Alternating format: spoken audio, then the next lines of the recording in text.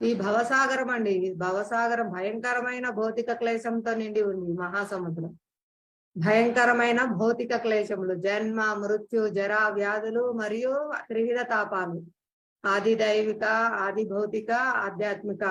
ఇవి ఏంటండి? మన దేహం గుండా, మన మనస్సు గుండా వచ్చే కష్టాలు, ఇతర జీవుల గుండా వచ్చే కష్టాలు, మరియు ప్రకృతి సహజంగా వచ్చే కష్టాలు, తుఫాన్లు, వరదలు, కరువులు, ప్రమాదాలు, ఇలాంటివన్నీ అన్నమాట.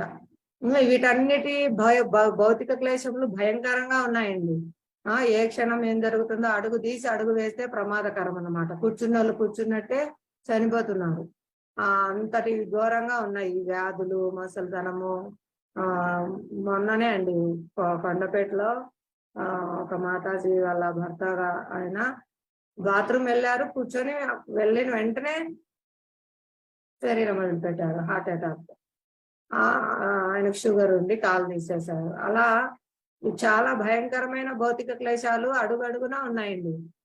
మనకే ఉన్నాయి, మనం గుర్తించడం లేదు. మనం పూర్తి చాలా భయంకరమైన భౌతిక క్లేశాల్లో మనం కొట్టుమిటాడుతున్నాం. ఎవరైతే ఈ భగవద్గీత అనే నౌక యొక్క ఆశ్రయం తీసుకుంటారో, సముద్రంలో ఏదండి కాపాడేది? తిమింగలాలు, ముసళ్ళు వాటి బారి నుంచి సురక్షితంగా నౌకలో ఉన్నవారు రక్షింపబడతారు. అటువంటి నౌకనే మనకు భగవద్గీత అనే నౌక భగవంతుడు పంపించారు. దాని కెప్టెన్ గురువు గారు, అనుకూలమైన పవనాలు, శాస్త్రవచనాలు, వీటన్నిటి నుంచి మనం సులభంగా ఈ భవసాగరం నుంచి తేలిగ్గా బయటపడతాము.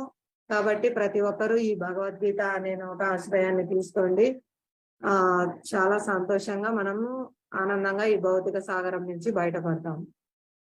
ఈరోజు 15వ అధ్యాయం